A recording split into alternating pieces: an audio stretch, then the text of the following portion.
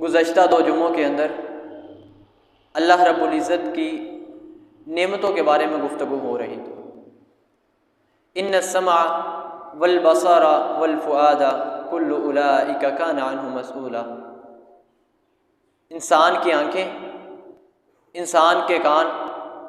और इंसान का दिल, ये अल्लाह रब्बुल इज़्ज़त की हमारे ऊपर नेमत है। गुज़श्ता 2 जुम्मों के अंदर इंसान की आँख के हवाले से और इंसान के कान के सही और गलत इस्तेमाल के हवाले से गुफ्तगू हो चुकी है। आज उसी बात को आगे बढ़ाते हुए अल्लाह रब्बुल इज़्ज़त की तीसरी नेमत इंसान का दिल, इसके बारे में आपके सामने चंद चीज़ें रखूँगा। मैं रब्बुल आलमीन से दुआ गो हूँ कि रब्बुल आलमीन मुझे हक़ और सच बयान करने की तौफ़ीक़ अता फ़रमाए। अज़ीज़ान, ये दिल अल्लाह रब्बुल इज़्ज़त ने इसके अंदर ऐसी बेशुमार खूबियाँ अता की हैं कि इंसान के इस दिल के अंदर सैकड़ों, हज़ारों बल्कि लाखों किस्म की ख्वाहिशात और आरज़ुएँ जन्म लेती हैं। इसी दिल के अंदर इंसान का इस दुनिया के अंदर तरक्की हासिल करना, इस दुनिया के किसी बड़े मनसब तक पहुँचना, इस तरह की ख्वाहिशात इसी दिल के अंदर जन्म लेती हैं। अगर इंसान चाहता है कि यार मैं इलाके के लोगों के साथ, अपने हमसायों के साथ कोई अच्छा सलूक करूं, कोई मोहताज है, गरीब है, उसके साथ अच्छा सलूक करूं, अच्छा रवैया करूं, वो तमाम किस्म की ख्वाहिशात इसी दिल के अंदर पैदा होती हैं। और इंसान इस दुनिया के मकासद को हासिल करने के लिए, इस दुनिया की तरक्की को हासिल करने के लिए जिस किस्म की ख्वाहिशात को अपने बरूए कार लाता है, वो तमाम किस्म की ख्वाहिशात अल्लाह रब्बुल इज़्ज़त इस दिल के अंदर पैदा करते हैं। इसीलिए रसूलुल्लाह सल्लल्लाहु अलैहि वसल्लम ने फरमाया, अला व इन्न फिल जसदि मुज़ग़तुन, कि लोगों, तुम्हारे जिस्म के अंदर एक गोश्त का ऐसा टुकड़ा है, इज़ा सलहत सलहल जसदु कुल्लु व इज़ा फसदत फसदत जसदु कुल्लु, कि लोगों, तुम्हारे जिस्म के अंदर एक गोश्त का ऐसा टुकड़ा है, अगर वो टुकड़ा इंसान का दुरुस्त हो जाए तो इंसान का पूरा जिस्म दुरुस्त हो जाता है। लेकिन अगर वही इंसान का गोश्त का टुकड़ा ख़राब हो जाए, फसद जसद कुल्लू, इंसान का तमाम जिस्म तबाह बर्बाद हो जाता है और ख़राब हो जाता है। आप देखिए कि अगर कोई बंदा है, उसके दिल के अंदर कोई बीमारी पैदा हो जाती है, उसके दिल में कोई बीमारियां जन्म ले लेती हैं, वो बंदा मुख्तलिफ़ किस्म के डॉक्टरों को दिखाता है। हार्ट अटैक आ जाता है, वो मुख्तलिफ़ किस्म के डॉक्टरों को दिखाता है, दवाइयाँ लेता है, परहेज़ करता है कि यार किसी भी किस्म का कोई मैं ऐसा काम ना करूं, कोई भी ऐसा मामला मेरे से सर अंजाम ना हो जाए जिसकी वजह से मेरी मौत वाक़या हो जाए। वो हर वक्त मौत को अपने सर के ऊपर मंडलाता हुआ देखता है कि अगर मैंने ये ज़रा सी कोताही कर दी तो इसकी वजह से मुझे मौत के घाट उतार दिया जाएगा, जिसकी वजह से मैं मर जाऊँगा। ये तो जिस्मानी रूहानी किस्म का था मामला। लेकिन अगर इंसान का यही दिल रूहानी तौर पर बीमार हो जाए, इस दिल के अंदर अच्छे ख्यालात ही जन्म ना ले, इस दिल के अंदर लोगों के साथ हुस्न सलूक करने का मामला ही जन्म ना ले,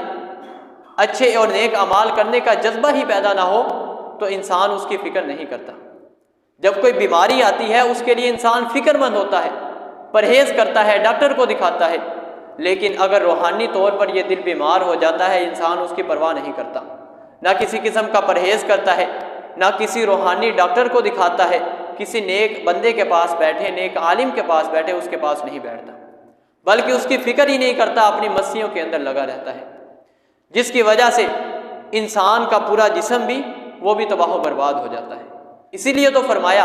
इज़ा सलहत सलहल जसद कुल्लु, अगर इंसान का ये दिल ठीक हो जाए तो इंसान के जिस्म के तमाम आज़ा भी ठीक हो जाते हैं। जब इंसान के इस दिल के अंदर अच्छे ख्यालात जन्म ले, इंसान का हाथ पकड़ना, हाथ के साथ जो काम करता है, इंसान के पाँव, इंसान का खाना पीना, इंसान की सोचें, इंसान की निगाह, ये सब किस्म पाक हो जाती है। लेकिन अगर यही दिल ख़राब हो जाता है, इंसान की खलवतें, इंसान की जलवतें, इंसान का ज़ाहिर बातिन, इंसान का सोना जागना, तमाम किस्म के अमाल बर्बाद हो जाते हैं और इंसान बुरी तरफ उन अमाल को करता रहता है। आज इसी हवाले से मैं आपके सामने चंद चीज़ें रखूँगा कि अल्लाह रब्बुल इज़्ज़त ने बाद ऐसी चीज़ें बयान फरमाई हैं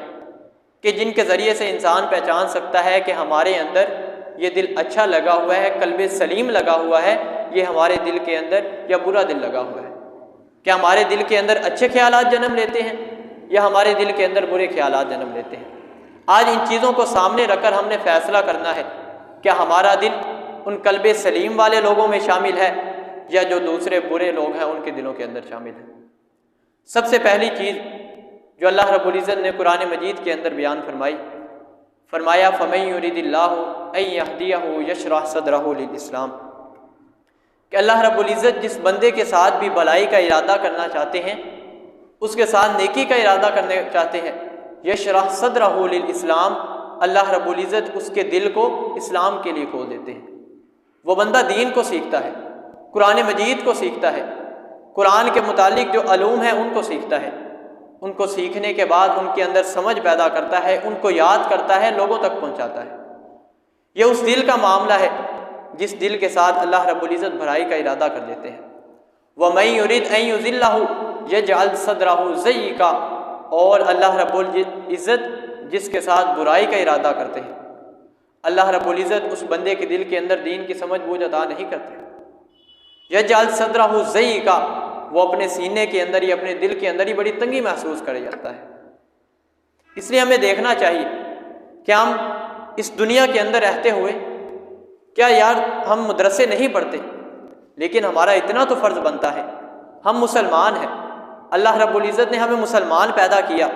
रसूलुल्लाह सल्लल्लाहु अलैहि वसल्लम की उम्मत में से बनाया, हमारा इतना तो फ़र्ज़ बनता है हम पूरा दीन नहीं सीख सकते, दीन के बाद अमूर को तो सीखें, दीन की बाद बातों को सीखें जिनके ज़रिए से हम अपने आप की ज़िंदगी भी बेहतर बना सकें और लोगों को भी अच्छी तरफ दावत दे सकें। और दूसरी चीज़ बयान फरमाई कि इंसान का दिल, कल्बे सलीम की दूसरी अलामत इंसान का जो दिल होता है वो नरम हो जाता है, इंसान का लोगों के बारे में अच्छा गुमान हो जाता है। अगर कोई तुम्हारे सामने गलत काम करता है, तुम्हें कोई तकलीफ़ देता है, इज़ा देता है, इंसान उसके साथ भी नरम रवैया इख्तियार करता है, अच्छा सलूक करता है कि यार कोई बात नहीं, इससे गलती होगी, मैं माफ़ कर देता हूँ, कोई बात नहीं।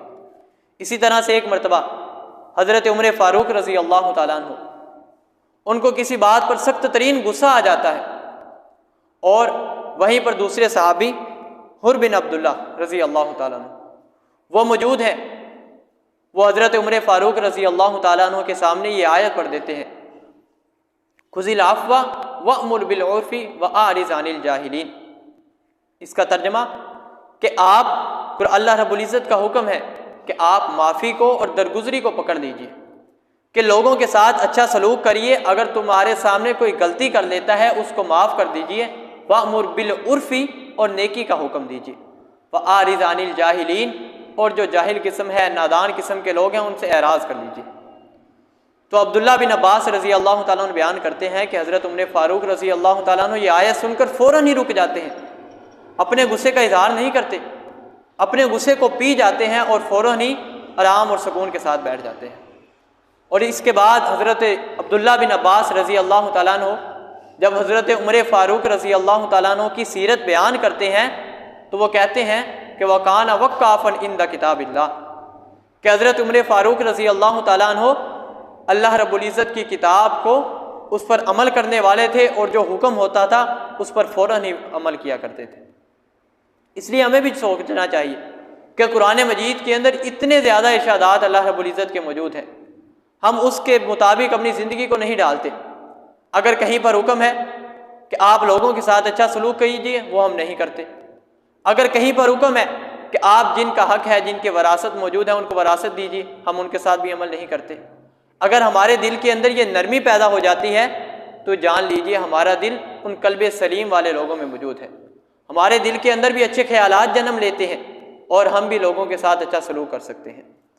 और तीसरी चीज़ बयान फरमाई कि अल्लाह का ज़िक्र जिस दिल के अंदर मौजूद होता है वो भी कल्बे सलीम वाले लोगों के अंदर मौजूद होता है। कुरान मजीद की आयत कई दफ़ा आपके सामने पढ़ी, अल्लज़ीना आमनू व तत्मइन्नु कुलूबुहुम बिज़िक्रिल्लाह अला बिज़िक्रिल्लाहि तत्मइन्नुल कुलूब, के ईमान वालों, जिन लोगों को दिलों का सुकून अल्लाह रब्बुल इज़्ज़त के ज़िक्र से मिलता है वही लोग हकीकत में ईमान वाले हैं। और इसी तरह से आप देखिए कि इंसान बाद कई ऐसे लोग देखने को मिलते हैं वो हर वक्त अल्लाह का जिक्र के अंदर मसरूफ़ रहते हैं।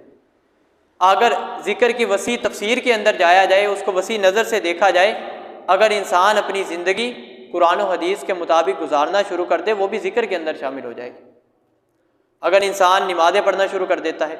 वो भी इंसान के ज़िक्र के अंदर शामिल होगी। अगर इंसान हज की अदायगी करता है, ज़कात की अदायगी करता है, लोगों के साथ अच्छा रवैया इख्तियार करता है, यानी कि दीन इस्लाम के तमाम उमूर पर अमल करता है, वो भी इंसान की ज़िंदगी ज़िक्र के अंदर शामिल कर दी जाएगी। इसलिए तो रसूलुल्लाह सल्लल्लाहु अलैहि वसल्लम हज़रत बिलाल को हुक्म दिया करते थे,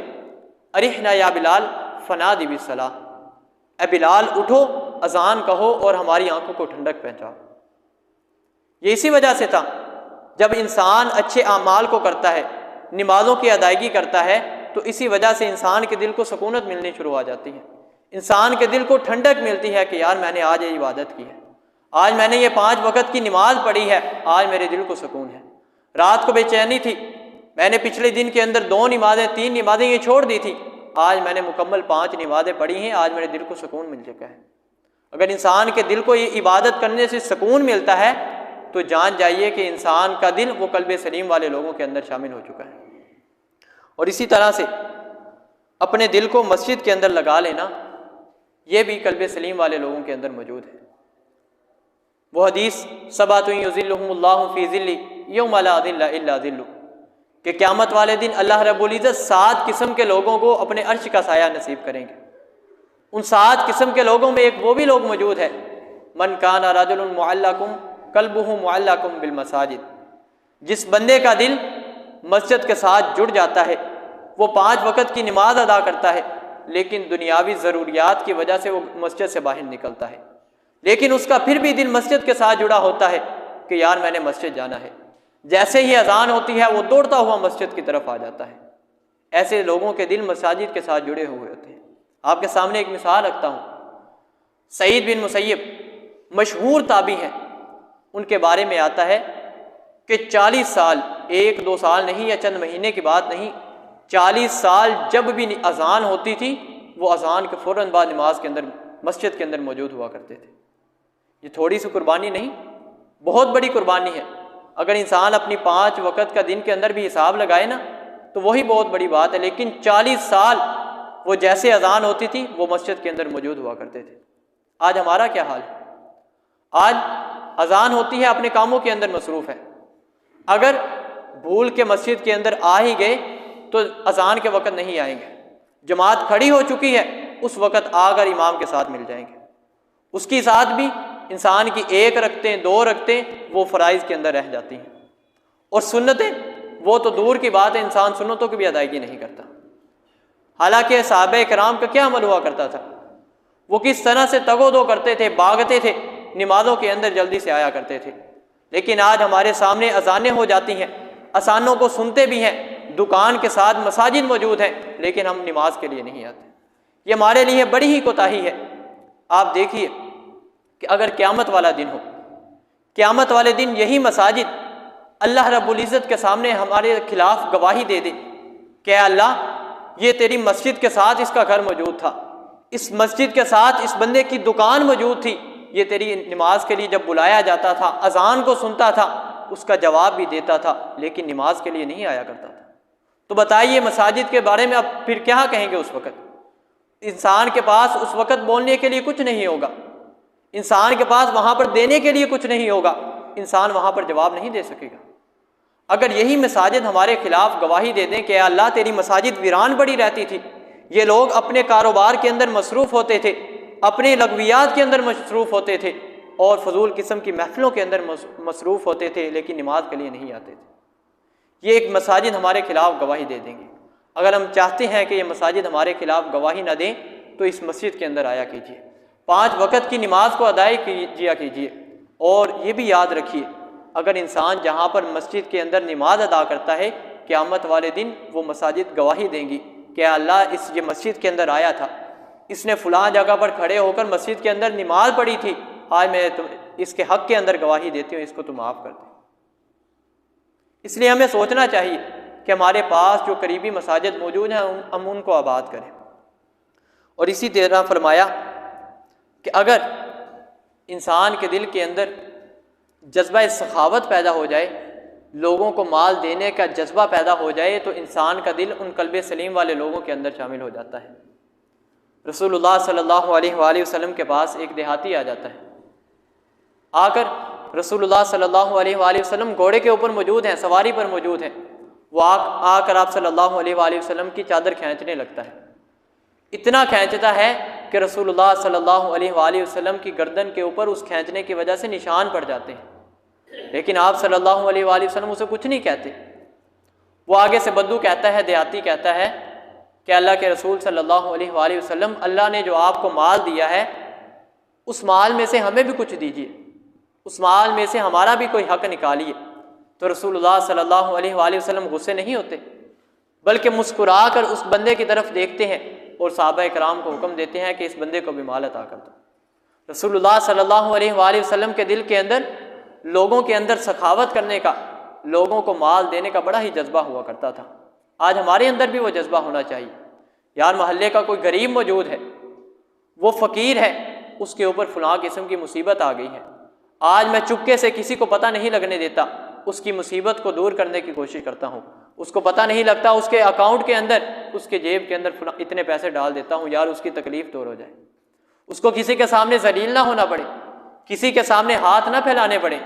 बल्कि उसको अपनी जेब के अंदर देखे, अपने अकाउंट के अंदर देखे, वहाँ से पैसे मौजूद हैं, वो अपनी मुसीबत को दूर कर सके, अपनी मुश्किल को हल कर सके। इसलिए अगर आप हमारे इलाके के अंदर ऐसे गरीब और मोहताज लोग मौजूद हैं, उनकी इस तरह से मदद कीजिए। रसूलुल्लाह सल्लल्लाहु अलैहि वसल्लम के बारे में आता है कि आप रमज़ानुल मुबारक के अंदर जब भी जिब्राईल अलैहिस्सलाम से मिलते थे, उनसे मुलाकात करते थे, तो आप तेज़ आंधी से भी ज़्यादा सदका खैरात किया करते थे। तेज़ आंधी कितनी तेज़ है, इससे भी तेज़ रसूलुल्लाह सल्लल्लाहु अलैहि वसल्लम सदका खैरात किया करते थे। उसका क्या मतलब है कि आप ज़्यादा से ज़्यादा सदका दिया करते थे कि जिस कदर माल होता आप वही अल्लाह रब्बुल इज़्ज़त के रस्ते के अंदर खर्च कर दिया करते थे। और इसी तरह से रसूलुल्लाह सल्लल्लाहु अलैहि वसल्लम के बारे में एक और आता है कि आप एक मरतबा नमाज पढ़ाने के लिए मौजूद आए हैं, नमाज पढ़ाने लगे हैं, तकबीर हो चुकी है, तो आपको याद आया कि घर के अंदर फलां जगह पर इतना सोने की डली मौजूद है। आप फ़ौरन से घर जाते हैं, जाने के बाद घर जाकर वो सोने की डली उठाते हैं, लोगों के अंदर तकसीम कर देते हैं। तो लोग पूछते हैं, अल्लाह के रसूल सल्लल्लाहु अलैहि वसल्लम, आपने ये किस तरह किया, आप मामूल से हटकर ये काम करते हैं, तो ये किस लिए किया? तो आपने फरमाया कि मेरे घर के अंदर वो सोना मौजूद था, मुझे इतना गवारा नहीं हुआ कि रात गुजर जाए, ये इतना भी वक्त गुजर जाए और मेरे घर के अंदर इतना माल मौजूद हो, मैं वो भी अल्लाह रब्बुल इज़्ज़त के रस्ते के अंदर खर्च करना चाहता हूँ। और दूसरी हदीस का मफहूम भी आता है कि इंसान का वो माल नहीं है जो इंसान ने पीछे ज़खीरा कर दिया है, वो तो इंसान के वारिस ले जाएंगे, दूसरे रिश्तेदार ले जाएंगे। इंसान का असल माल वही है जो इंसान ने पहन लिया, उसको पुराना कर दिया, जो खा लिया उसे खारिज कर दिया, और जो अल्लाह रब्बुल इज़्ज़त के रस्ते के अंदर खर्च कर दिया और क़यामत वाले दिन उसे पालेगा। यही इंसान का असल माल है जो इंसान को क़यामत वाले दिन मिलेगा। और इसी तरह से ये भी आता है कि अगर इंसान के दिल के अंदर अल्लाह रब्बुल इज़्ज़त का डर और खौफ पैदा हो जाता है, तो इंसान का ये दिल कल्बे सलीम के अंदर शामिल हो जाता है। अल्लाह रब्बुल इज़्ज़त ने कुरान मजीद के अंदर मुख्तलिफ़ जगहों पर तक़वे के मुतालिक बयान फरमाया कि वमन यत्तक़िल्लाह यजअल लहू मख़रजा, कि अगर इंसान अल्लाह रब्बुल इज़्ज़त से डरता है, अल्लाह रब्बुल इज़्ज़त से खौफ खाता है कि अगर मैंने ये गुनाह किया, अल्लाह रब्बुल इज़्ज़त इसकी वजह से मुझे पकड़ लेंगे, अगर मैंने ये नाफरमानी की, अल्लाह रब्बुल इज़्ज़त इसकी वजह से मुझे पकड़ लेंगे, वयजअल लहू मख़रजा, अल्लाह रब्बुल इज़्ज़त से डरता है, अल्लाह रब्बुल इज़्ज़त उस बंदे को उसकी मुसीबतों से निकाल देते हैं। वमन यत्तक़िल्लाह युकफ़्फ़िर अन्हु सय्यिआतिही वयुअज़िम लहू अजरा, जो अल्लाह रब्बुल इज़्ज़त से डरता है, अल्लाह रब्बुल इज़्ज़त उसके पिछले तमाम गुनाहों को माफ़ भी कर देते हैं, वयुअज़िम लहू अजरा, और उसको दुगना चुगना अजर अता फरमाते हैं। और इसी तरह से एक हदीस मुबारका के अंदर वाक़या भी आता है, एक बंदे ने पूरी ज़िंदगी अल्लाह रब्बुल इज़्ज़त की नाफरमानी की, जब उसकी मौत का वक़्त करीब आता है, मरने लगता है, अपने बेटों को वसीयत करता है कि बेटो जब मैं मर जाऊँ मुझे कब्र के अंदर ना दफनाना, मेरी लाश को जलाकर उसकी जो राख होती है उसको मुख्तलिफ जगह पर दरियाओं में, पहाड़ों के अंदर बिखेर देना, ताकि अल्लाह रब्बुल इज़्ज़त क़यामत वाले दिन मुझसे हिसाब ना ले सके, मुझे अल्लाह रब्बुल इज़्ज़त से डर है कि अल्लाह रब्बुल इज़्ज़त मेरे गुनाहों की वजह से ये ना हो मुझे माफ़ ही ना करे। तो अल्लाह रब्बुल इज़्ज़त वो तो हर चीज़ पर कादिर है, जिसने हम वजूद में ही नहीं थे, अल्लाह रब्बुल इज़्ज़त ने हमें पैदा किया। तो इंसान को दोबारा बनाना अल्लाह रब्बुल इज़्ज़त के बस के अंदर है। अल्लाह रब्बुल इज़्ज़त तो हर काम कर सकते हैं। तो अल्लाह रब्बुल इज़्ज़त ने वो पहाड़ों को हुक्म दिया, वो पानियों को हुक्म दिया, उन परिंदों को हुक्म दिया, वो सारे जमा होकर आए, उसकी राख को जमा किया, अल्लाह रब्बुल इज़्ज़त ने उसको फिर इंसान बना दिया। तो फिर उसके बाद उससे सवाल किया कि तूने ये इस वजह से क्यों किया, तूने अपनी लाश को जलाने का क्यों हुक्म दिया? तो वो बंदा कहता है अल्लाह मुझे ये डर था, मैंने तेरी नाफरमानियाँ की थी, मैंने दुनिया के अंदर तेरी नाफरमानियाँ की थी, तेरी हदूद को पामाल किया था, आज मुझे तेरे सामने खड़े होने से डर लगा था, इस वजह से मैंने यह काम किया था। तो अल्लाह रब्बुल इज़्ज़त फरमाते हैं कि तूने मेरे डर की वजह से किया, जा मैं तूने माफ़ करता हूँ। अल्लाह रब्बुल इज़्ज़त उस बंदे को अपने डर की वजह से माफ़ कर देते हैं।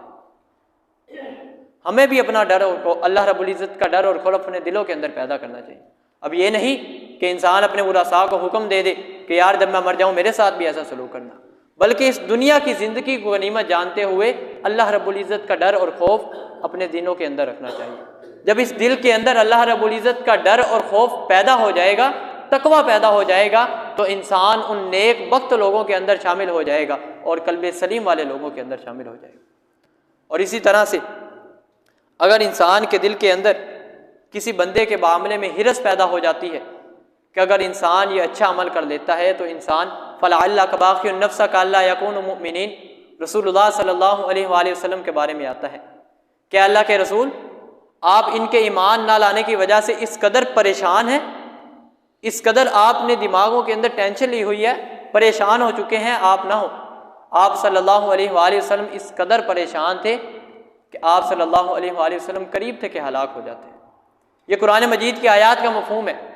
कि करीब था कि आप सल्लल्लाहु अलैहि वसल्लम को आपकी उम्मत की परेशानी इस कदर मुसीबत के अंदर और परेशानी के अंदर डाल देती थी। लेकिन आज क्या होता है, आज अगर किसी के रस्से के अंदर 10 रुपए या 20 रुपए गिर जाए ना, तो इंसान और तमाम लोग उसे बताने लगते हैं यार तेरे पैसे गिर गए, उसको उठा ला। लेकिन अगर कोई बंदा अपनी नमाज़ों को छोड़कर जहन्नम की तरफ जा रहा है, इंसान उसको रहनुमाई नहीं करता। दुनिया के मालो दौलत के लिए 10 लोग 20 लोग उसे बताते हैं कि यार वो तेरे पैसे गिरे हैं, उसे हटा ले।